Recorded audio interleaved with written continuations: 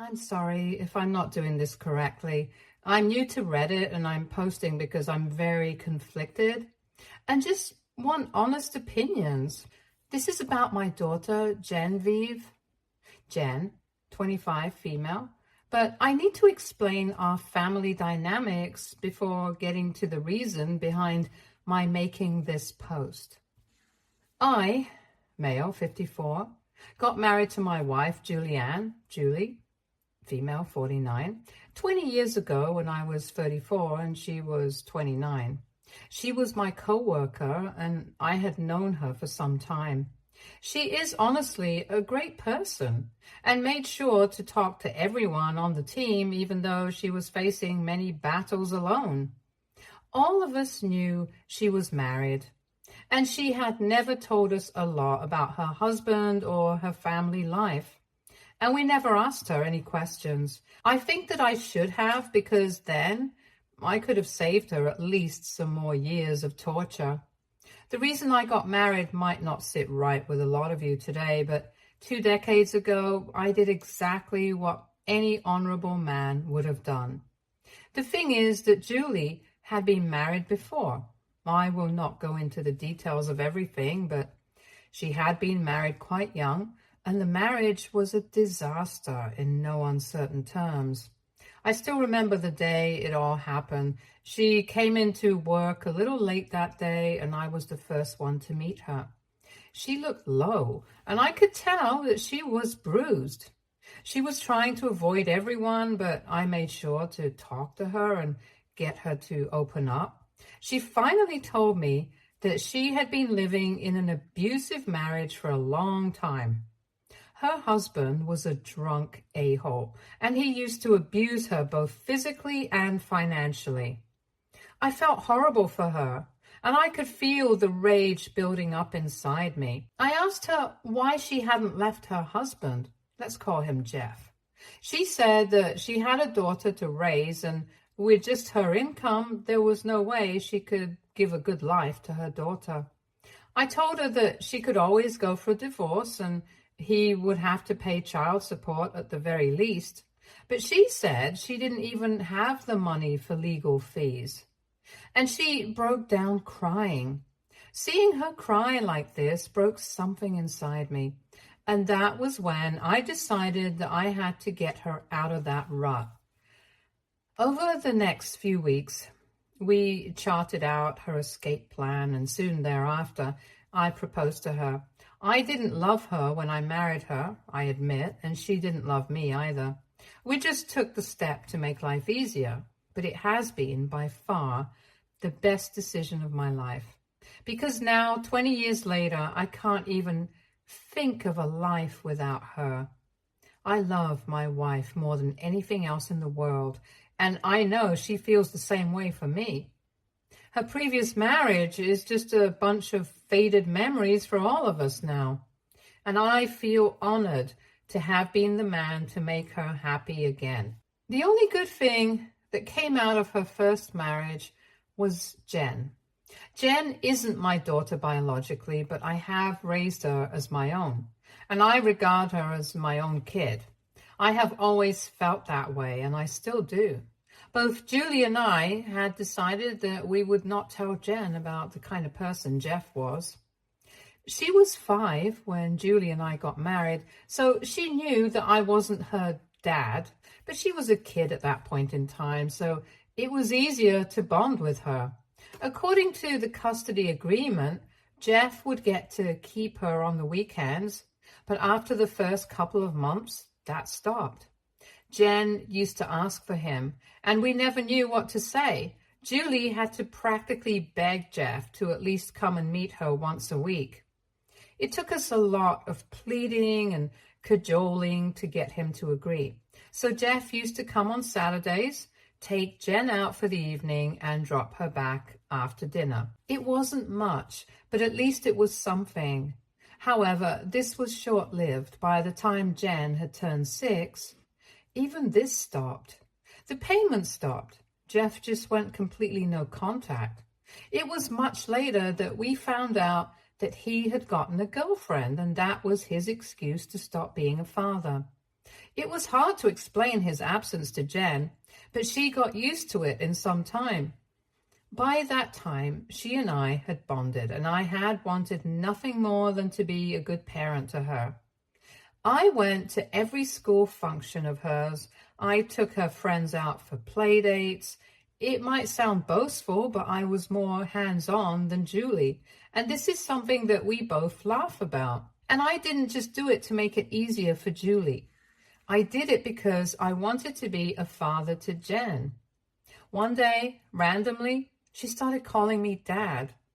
That was the happiest day of my life, and I felt that I had achieved everything that I wanted from life. The feeling is still unmatched to this day.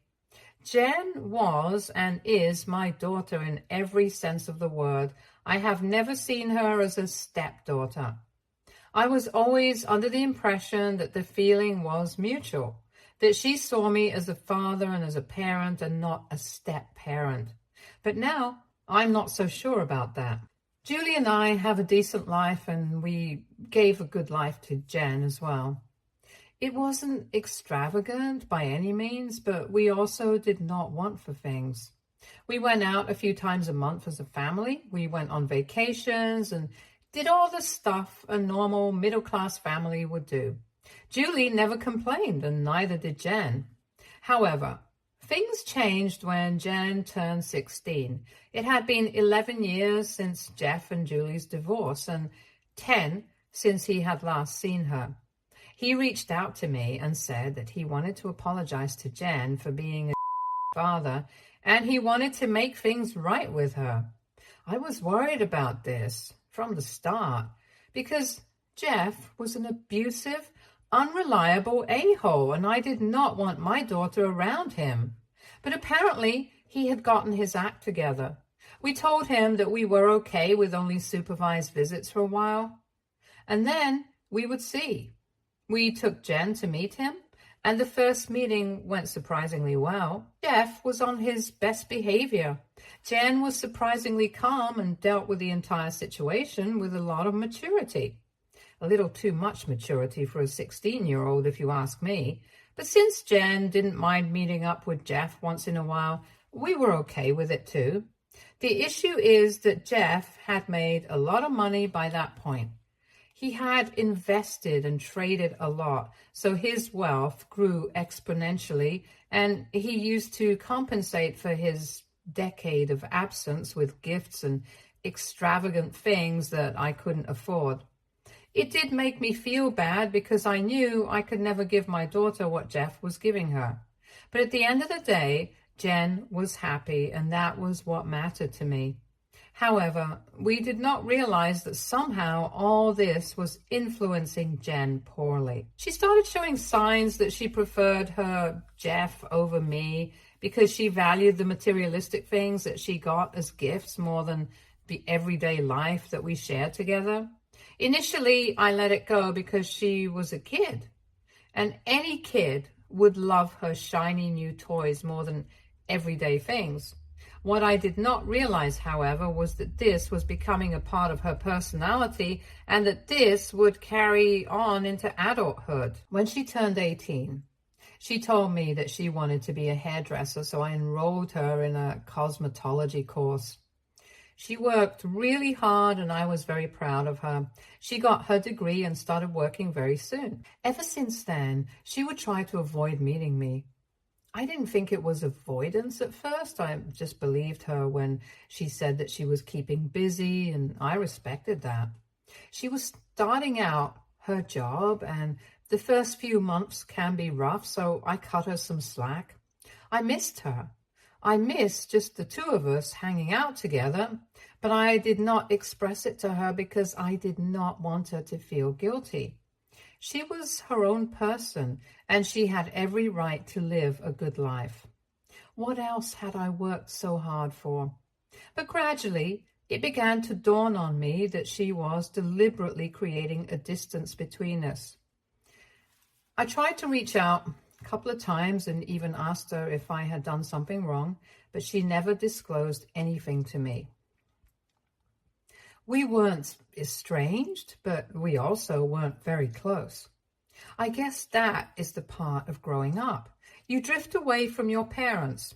It just hurt me a lot because she was our only kid, and this treatment was not just restricted to me. She even distanced herself a little from Julie, but she wasn't as worried about it as I was. We did not push because we didn't want her to have any resentment or complaints towards me. She was my only priority, and I was happy with the way my life was. Our duty to our daughter was much more important to us than the void that we felt. All this while, I didn't know that she was back in touch with Jeff and was choosing to spend time with him rather than come home. I got to know later that all the time that she couldn't come home, she would be hanging out and chilling with her mother. Well, Jen is 25 now, and she got married 2 days ago. In the days leading up to the wedding, a lot of drama happened, and I acted in a way that was very uncharacteristic of me. A few weeks before the wedding is all paid for by Jen and her husband Mark. Jen told me that while I was a very important part of the wedding, she did not want to do the walking down the aisle thing.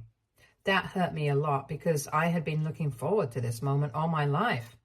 I had no other children, let alone daughters, so I kind of wanted this. I tried not to react poorly and just asked her why she wanted to remove this from her wedding. And she told me that she felt this was a very patriarchal tradition and she did not believe in it.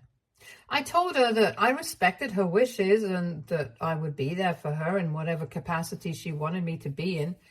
2 days later, to my absolute horror, I find out that there is, in fact, going to be a walking down the aisle thing, but not with me, but with her biological father. The guy who abused her mom was walking her down the aisle.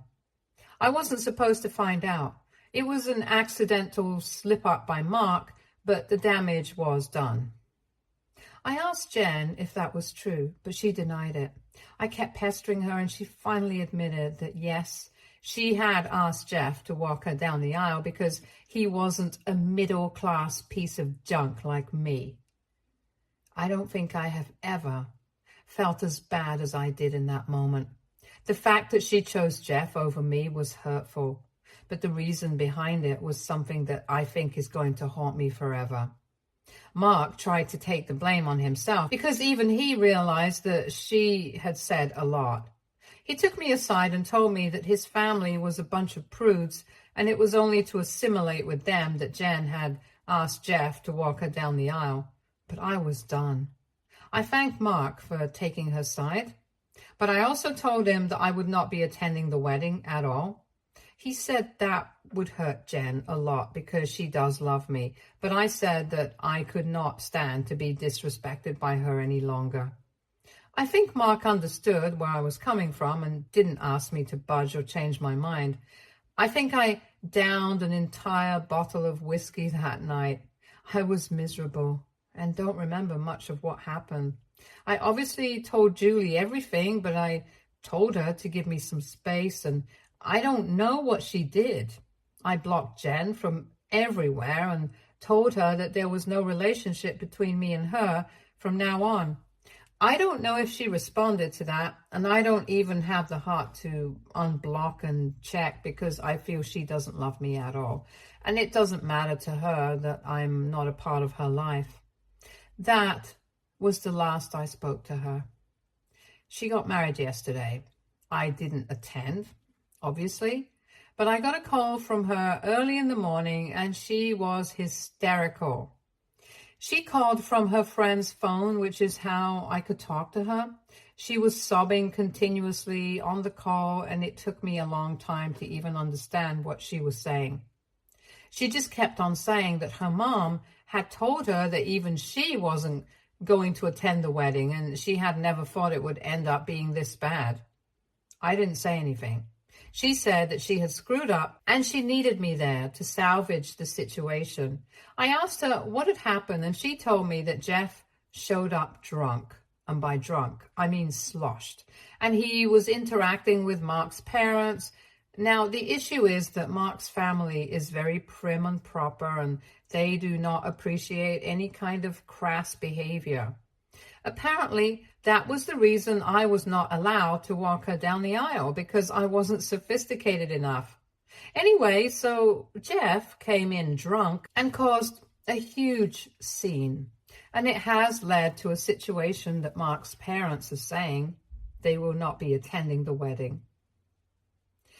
Jen tried to tell me what exactly he had done in between sobs, but I couldn't understand her, and I was, frankly, not very interested. She had hurt me beyond repair, and I had to do this. I had to enforce my boundaries. I could not let her step on me. I had done everything that I could for her. I had lived my entire life trying to make hers better, and she only saw me as something to use and feel disgusted and ashamed about. I cannot take it anymore. When I told her that I would not be helping her, she started screaming into the phone, telling me that if I don't save her this time, I am no father of hers. And I just responded that I thought I was no father of yours anyway, given how you've been treating me. And I disconnected the call. She called me again from the same number 15 minutes later, but I did not respond to her. I was crying. I don't remember the last time I had cried so much. I wanted to be there for my girl so much, but she had taken my heart out of my chest and trampled upon it as if it were nothing, and my self-respect did not allow it anymore. But now I'm feeling that maybe I was too harsh with her. I should have gone. I don't know what has happened. I haven't reached out to anyone, and Jen hasn't reached out to me either. I think maybe I was in the wrong for abandoning her when she needed me. I'm just so confused, and now I don't know what to do and how to set things right. Edit. A lot of people were asking me why I had such beef with Jeff after all these years. Well, if your heart has never been ripped from your chest, spat on, trampled upon, and tossed aside like garbage, you wouldn't know. If you haven't been abused by someone who was meant to keep you safe, you wouldn't know. He is the reason my wife had to endure years and years of abuse. I will hate that guy till the ends of time. I know it has been 10 years now, and that it has been a long time, and maybe he has turned over a new leaf. But guess what? I don't care. It is because of Jeff that Julie had to live a miserable life. And no, I will not be the bigger person and forgive him for it. Never in a million years. Call me petty, call me crazy, or call me a jerk. It doesn't matter. On the day of the wedding, Jeff arrived drunk out of his mind.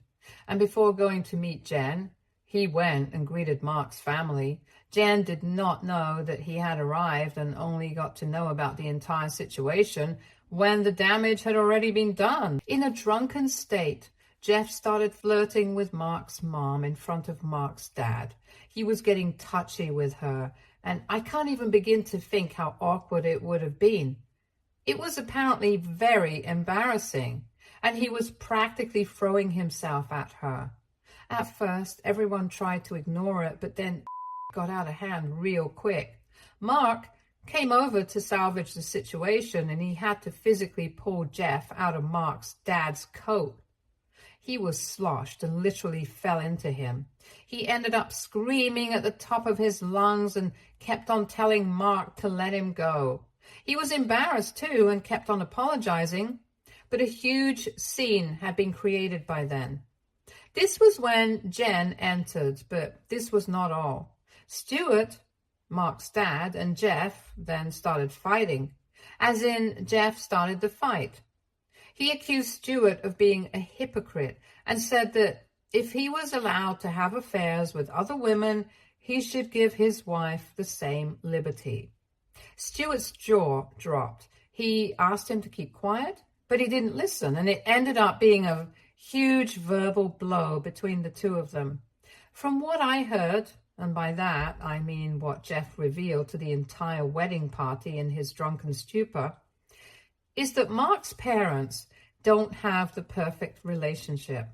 Stuart keeps cheating on her with multiple women, and she knows all about it, but tries to act nonchalant or ignorant because at this point she cannot afford to break up with him. He has given her a life of comfort and luxury, and she cannot trade that at this point in time, which is why she keeps tolerating his infidelity. Whenever some kind of fight breaks out between them, he placates her by giving her gifts and taking her out on trips. But that's about it. I have no idea where Jeff got this information from and whether it is true or not. But safe to say, it caused a huge scandal and it was a complete disaster. He went on an entire rampage, beating his chest, grabbing his hair, and the likes. The situation was so bad, had he not stopped, they would have had to call the police. Stuart and Jeff then started a brawl, and he was so drunk that he fell on a few chairs after just one punch and landed right on top of a guest from Mark's side. All this drama is happening at the wedding venue where almost all the guests have arrived. The entire spectacle was seen by everyone. Mark's parents are embarrassed to the core, and they are on the verge of walking out because they could not deal with this humiliation. They had a lot of friends and family who were attending the wedding, and to see all of this family nonsense was something they just could not fathom. It was at this point that Genevieve called me and asked me to come and rescue her, and I said no. By the time we had spoken to each other and cut the call, Jeff and Mark's parents had left. Mark ran after them and tried to get them to come back, but to no avail. A few of the guests from Mark's side left as well. They're probably going to go no contact with Jen, and to be honest, I don't really blame them. The wedding was an absolute disaster, and Mark is pissed. He hasn't been talking to Genevieve, and she is miserable. He told her that she should be grateful that he went ahead with the wedding after her dad created such a scene and embarrassed everyone, especially his parents. Mark has always looked out for me, and I have a sense that he had never wanted Jeff to be there with her instead of me. But all of this is just speculation on my end. I can never know for sure. She sent me an email detailing everything that happened, apologizing for her behavior. But the apology also came with the blame that I should have come when she called me, and that it was my duty as her father to have been there and taken her side and tried to bring things back to normalcy. I haven't responded to her, and I don't think I will, even though I have a lot to say. But there's no point in saying anything because I know she isn't going to understand my perspective and my feelings, so it is time for me to protect myself. She has hurt me enough. And now I need to take some space for myself. I'm hurt beyond repair. Julie has completely cut off Jen, and she didn't go to the wedding either. Jen sent an email to Julie too, but she hasn't even bothered to read it. And I don't think she will. She has been my rock in all of this. And it's funny because she has lost her child too. I might just end up telling Jen that I need some space and that I will get back in touch with her if I want to. But as of now, this is the most I can do. I don't think I'll be updating anymore because I want this chapter of my life to be over. I want to bang my head against the wall in grief every time I think of what happened to the family and where we went wrong as parents. But I think it is karma that has come to bite her in the on the most important day of her life too.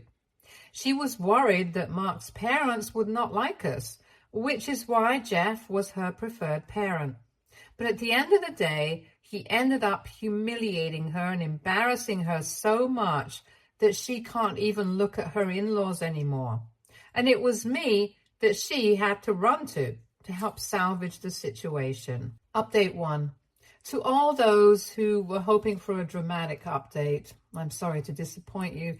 No jaw-dropping event has happened. A lot of you were hoping and wishing that Mark would leave Genevieve, but that hasn't happened either. They're still very much together. If there are disagreements between them, I do not know, and I do not wish to. Those are issues that are between a husband and wife and should stay that way. I do not mean to intrude in their lives, and I know I'm not welcome anyway. And even if I were, I don't want to be a part of Jen's life anymore. I have done my duty to the best of my ability, and now I'm taking a step back. I did not respond to her email. I thought I would, but I realized that even an attempt to ask her to give me space and respect my boundaries would be met with blame and criticism from her.